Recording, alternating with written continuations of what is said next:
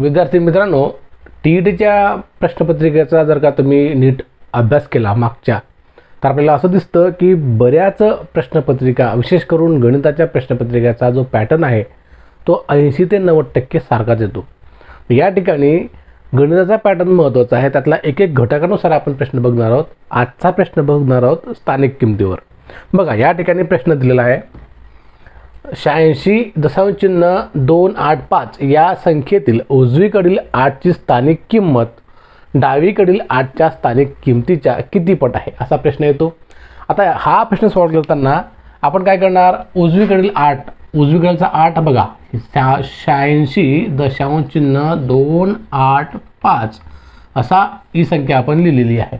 आता यामध्ये तुमच्या उजव्या हाताचा जो 8 आहे तो कोणता आहे, उजव्या हाताचा वजा राईट हँड साईड ही आहे, उजवी बाजू ही आहे, म्हणून याची स्थानिक किंमत किती येते बघा, 8/1 आणि 2 म्हणजे 8/100 ही स्थानिक किंमत या 8ची आहे उजवीकडील.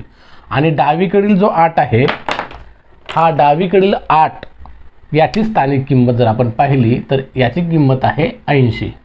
आता त्यांनी प्रश्न कसा विचारला बघा, उजवीकडील 8ची स्थानिक किंमत म्हणजे ही स्थानिक किंमत याच्या किती पट आहे. म्हणजेच आपल्याला असं म्हणता येईल 8/100 बरोबर 80 गुणिला x, म्हणजे किती पट ती x आपण मानणार.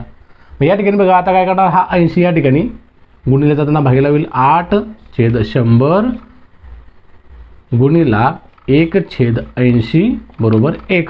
हा 8 कट होणार, हा 8 कट होणार, म्हणजेच x बरोबर तुमचं 1/1000.